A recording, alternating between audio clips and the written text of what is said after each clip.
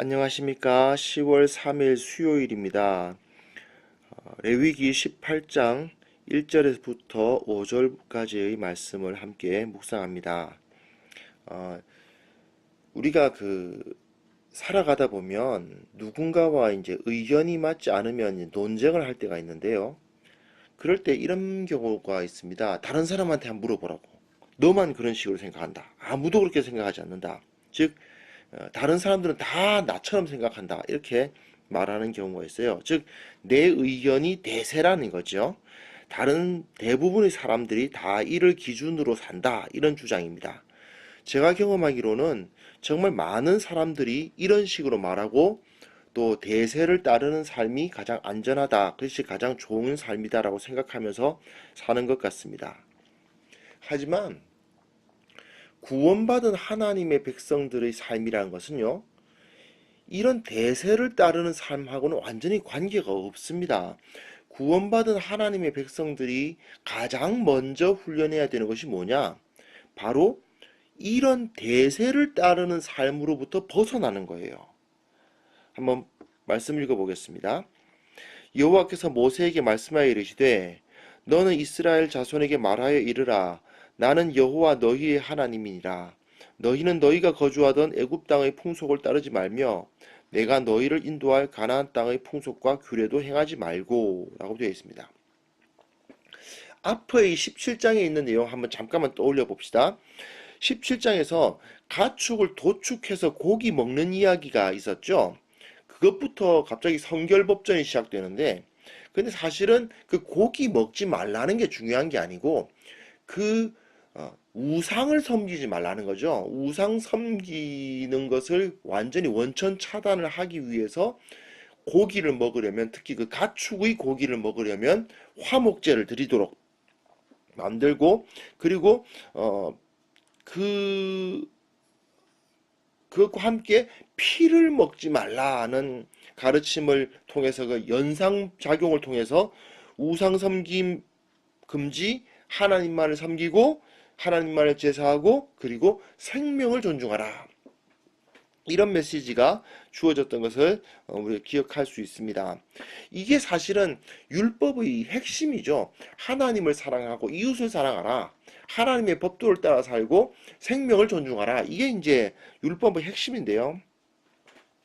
이어서 이제 하나님은 나는 여호와 너희의 하나님이다라는 말씀으로 이 말씀, 즉 하나님 사랑, 이웃 사랑, 하나님 법도를 따르는 삶, 생명을 존중하는 삶, 이 기본적인 그 그리스도인들, 그러니까 하나님의 백성들의 삶의 원칙을 확고하게 하는 그 메시지가 이후에 이어져요. 즉, 이 핵심 가치를 지켜나가기 위해서 반드시 우리가 기억해야 될 실천 방안, 가장 중요한 기준점이 뭐냐? 한마디로 말해서 세상의 방식을 따르지 않는다. 대세를 따르지 않는다는 것이죠. 사실은 이 성경의 배경이 되는 지역 자체가 티그리스 유프라테스 강을 바탕으로 하고 있는 그 메소포타미아 문명과 나일강을 바탕으로 한 이집트 문명이 서로 맞닿는, 서로 경쟁하는 그런 곳입니다. 이 두 문명이 서로 세력을 넓히고 서로 경쟁하고 어떨 땐 전쟁을 하기도 하고 뭐 이런 서로 영향력을 끼치려고 노력하고 있는 그런 상황이 바로 성경의 배경이죠. 이스라엘은 어떤 나라냐? 자, 한번 제가 밑에 지도를 하나 만들어 놨는데요. 이스라엘은 어떤 곳이냐면요. 이 오른쪽에 지도의 오른쪽에 보시면 갈대아 우르, 이게 이 오른쪽 지역, 녹색 지역이 바로 이제 아브라함의 고향이죠. 이제 갈대아 우르, 메소포타미아 문명의 핵심지입니다. 그 갈대아 우르에서 아브라함을 불러내시죠. 어디로요? 가나안 땅으로. 가나안 땅 요단강 주변으로 불러내시지 않습니까? 그러다가 그 가족이 한 70명쯤 되니까 다시 그 가족을 애굽으로 들어가게 하셨죠. 애굽으로 들어가게 하셨다가 거기서 번성하게 만드셔서 다시 이들을 이끌어내시는 역사가 이스라엘의 역사 아닙니까? 즉 갈대아 메소포타미아 문명의 중심지였던 갈대아 우르 출신의 아브라함 자손들이 그 중간 지역인 요단강 유역 가나안 땅에서 살다가 다시 애굽 이집트 문명으로 들어가서 그 안에서 번성하고 그리고 다시 그 조상들이 살던 요단강 유역, 즉 가나안 땅으로 돌아가는 역사가 바로 이스라엘의 역사라고 할 수 있습니다. 그런데 중요한 것은 하나님께서는 이 메소포타미아 문명이나 이집트 문명과는 전혀 상관없는 지역, 사람이 안 사는 광야에 있는 시내산, 애굽 바로 옆에 있긴 하지만 거긴 사람이 다니는 곳이 아니에요. 이 혹시 제 포스트 이 보시면은 녹색으로 그려져 있는 이 지도에서 녹색으로 그려져 있는 이 지역이 소위 말하는 비옥한 초생달 지역이라 해서 사람들이 살고 왕래하는 곳이고 나머지 지역은 이제 광야, 이제 사막이거든요. 그러니까 사람들이 안 사는 곳입니다. 그런데 하나님께서는 이 시내 산으로 이들을 이끌어내시고 문명과는 완전히 끊어져 있는 그곳으로 이끌어내시죠. 그곳에서 하나님께서는 물을 주시고 만나를 주시고 메추라기를 주시고 불기둥과 구름기둥으로 지키시며 살게 하셨습니다. 하나님은 결국 그곳에서 사람이 빵으로만 사는 것이 아니라 하나님의 입에서 나오는 모든 말씀으로 산다는 사실을 가르치시고 이집트 문명이나 메소포타미아 문명의 영향과는 전혀 상관없는 하나님의 말씀을 기준으로 살아가는 나라를 만드시는 거죠. 그래서 나일강이라는 거대한 강 또는 티그리스 유프라테스 강이라는 이런 거대한 강이 아닌 요단강, 정말 조그마한 나일강, 티그리스 유프라테스 강 이런 걸 보던 사람은 요단강 저것도 강이냐 뭐 이런 말을 할 정도의 조그마한 강이지만 그 조그마한 강 유역에 거하면서 온 땅을 다스리는 하나님의 제사장 나라가 되게 하신 것입니다. 그렇기 때문에 이스라엘은 이들 문명과는 메소포타미아 문명이나 이집트 문명과는 완전히 다른 존재가 되어야 돼요. 이들은 땅의 그 문명에 속한 사람이 아니라 하늘에 속한 하나님에 속한 나라가 되어야 되고요. 거룩한 구별된 나라가 되어야 되고요. 문명의 그 역사와 그런 문화에 속한 것이 아니라 하나님의 진리에 속한 나라가 되어야 된다는 것입니다. 그래서 4절 5절 읽어보겠습니다. 너희는 내 법도를 따르며 내 규례를 지켜 그대로 행하라. 나는 너희의 하나님 여호와이니라. 너희는 내 규례와 법도를 지키라. 사람이 이를 행하면 그로 말미암아 살리라. 나는 여호와이니라. 같은 말 사실 동어 반복이죠. 4절과 5절이 4절은 법도 규례 그리고 나는 너희 하나님 여호와 이렇게 돼 있고 5절은 순서가 바뀌어서 규례 법도 나는 여호와 이렇게 되어 있습니다. 같은 말인데 핵심부는 뭐냐면 그 법도와 규례대로 그대로 행하라. 이를 행하면 그로 말미암아 살리라. 4절에 있는 그대로 행하라가 5절에 이를 행하면 그대로 그로 말미암아 살리라고 이제 발전하는 모습입니다. 즉 하나님의 말씀대로 살면 산다. 살아남을 수 있다. 그런 얘기죠. 사실 앞에서 제사장들이 어떻게 살아야 되는가에 대한 가르침이 쭉 주어지지 않았습니까? 그 이유가 뭐냐 하면 이스라엘이 이 세상 가운데에서 제사장 나라로서 어떻게 살아야 하는가를 보여주시기 위함이에요. 그러니까 제사장과 레위인들은 자기 기업이 없는 사람들입니다. 자기 땅이 없어요. 하나님만이 그들의 기업입니다. 이는 사실 당시 사람들이 상식으로서는 이해가 되지 않죠.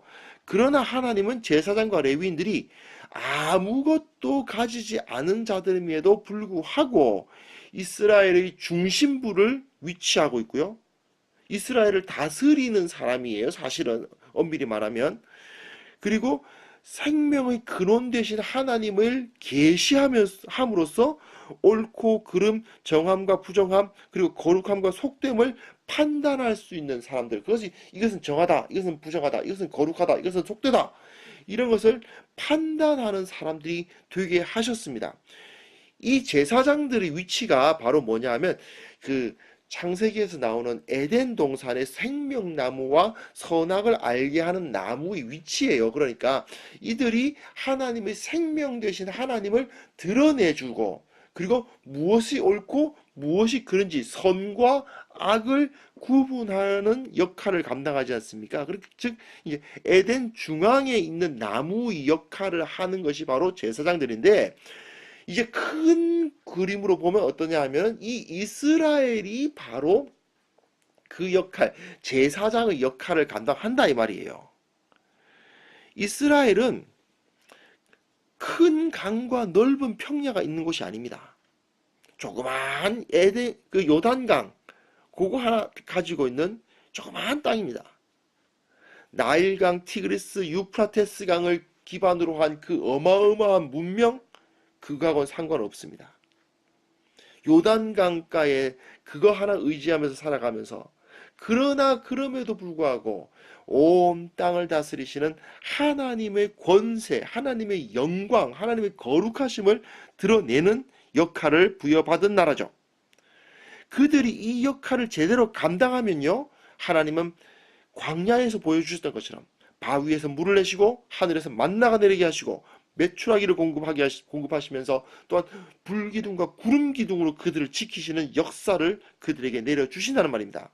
그리고 제사장들이 그 이스라엘 백성들이 가져온 화목제물을 받아서 자기 양식으로 삼듯이 이스라엘도 온 땅의 나라들이 이스라엘에게 바치는 예물을 받게 하실 것입니다. 이를 위해서 가장 중요한 것이 뭐냐? 바로 이스라엘이 주위 나라들 그 문명을 따라가지 않는 것이에요. 세상의 문명이 아니라 하나님의 말씀을 기준으로 살아갈 때 이 일이 가능한 것입니다. 자, 우리는 어떤 존재입니까? 예수 그리스도로 말미암아 새롭게 세워진 이스라엘입니다. 교회가 바로 이 역할을 감당해야 됩니다. 그래서 교회는 이 세상에 대해서 제사장 나라입니다.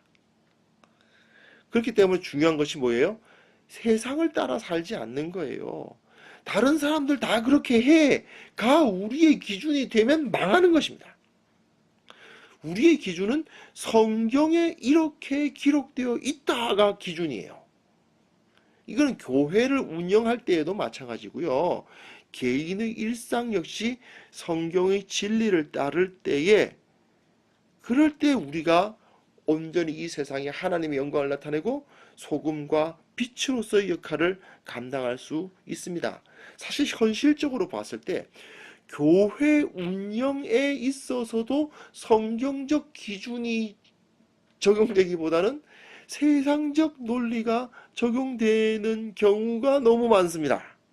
어처구니 없지만 이게 참 우리 안타까운 일이죠. 우리의 모습에서는 그런 일이 없어야 되지 않겠습니까? 우리의 개인의 삶의 영역에 이르기까지 우리는 하나님의 나라답게 살아야 하고, 그것을 통해서 이 온 땅에 하나님의 능력, 하나님의 역사하심이 드러나도록 해야 되겠죠. 사실 오늘이 이제 개천절입니다. 개천절. 우리가 믿을 수가 없는 어떤 그 존재에 대한 그거를 뭐 숭상하면서 소위 말하는 민족 혼을 깨우치고 싶어 하겠죠. 예, 그런 날인데 우리는 그것이 진리가 아니다. 그것은 우리들을 진정으로 우리를 먹이고 우리를 살리는 그런 힘이 아니다라는 사실을 드러내고, 그리고 온전히 하나님의 능력만이 사람을 살게 한다. 그리고 하나님을 섬기고 생명을 존중하고 무엇보다도 사람의 생명을 위해서 살아가야 한다는 그런 그 진리를 선포하고, 말씀, 성경 말씀이야말로 진정한 진리다라는 것을 선언하면서 살아가는 자들이 되어야 되겠죠. 그럴 때 하나님께서 우리에게 모든 필요한 것을 공급해 주십니다. 그래서 예수님께서 먼저 그의 나라와 그의 의를 구하라고 하신 것이겠죠. 이 사실을 기억하시면서 오늘 하루 휴일이라서 쉬시는 분도 있으시고 또 뭐 일하시는 분도 있으시겠지만, 어떠한 삶을 살고 계시든지 세상의 빛으로 소금으로 살아가는 우리 모두가 되었으면 합니다. 기도하겠습니다. 하나님 아버지, 우리가 세상을 따르지 않는 거룩한 나라, 하나님의 제사장 나라라는 사실을 기억하면서 이 세상을 변화시키는 하나님의 통치권을 드러내는 세상의 소금이요 빛으로서 살아가는데 부족함이 없도록 우리를 지켜 주옵소서. 주님께서 우리를 붙들어 주시기를 원하옵고 예수 그리스도의 이름으로 기도합니다. 아멘.